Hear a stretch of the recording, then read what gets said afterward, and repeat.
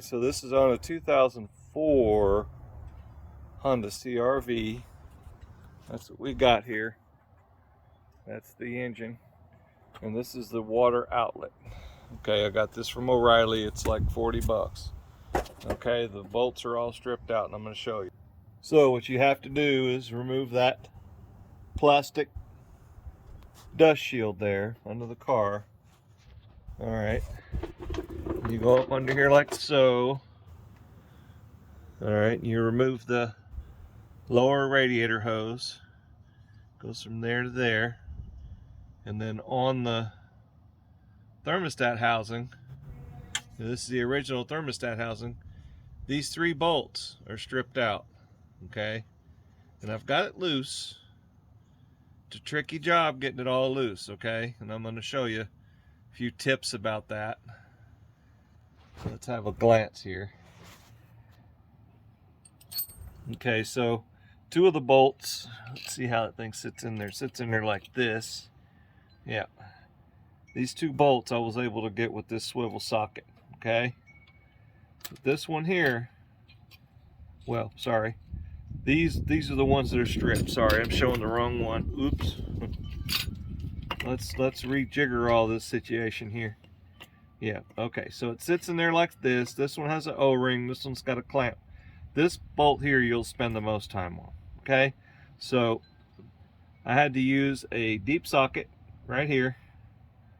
And I was able to get that deep socket in this position to get it loose. Be very careful.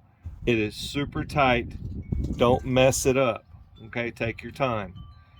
Get some WD-40 and spray the WD-40 around this early before you start working, because it needs to soak into this O-ring, because this O-ring is very difficult to get out. This is not very easy to get off, but it's possible. I used some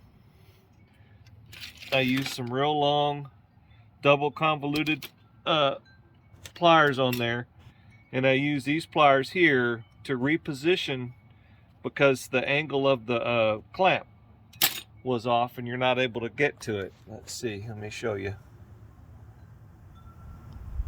That hose right there, so you just have to push that clamp back, squeeze it, push it back to get it off. Now the other thing that I did was I took this bracket loose right here. It's a 12 millimeter. Sorry about the backlighting. It's a 12 millimeter, and you take that loose so you can get this wire harness loose, because you're going to spend a lot of time fighting these wires. They're very stiff. So let me get this thing out and we'll look at it a little more. Okay, so that's what it looks like with that housing removed. That's the 2 tubes, and that's where it bolts to the block. So just clean that up real good. And then this is what it looks like. And the reason why we're doing this is because these 3 bolts here, the little pressed-in brass insert is spinning in this housing. Okay, and so you're not able to change the thermostat, so it's kind of a bad deal. Alright, so I'm going to show what this looks like. Man, I was not happy. These things stripped out this time. Man, the little nut on the back spins and they don't come out, and you're like, goodness, instead of it being like a hour-long job,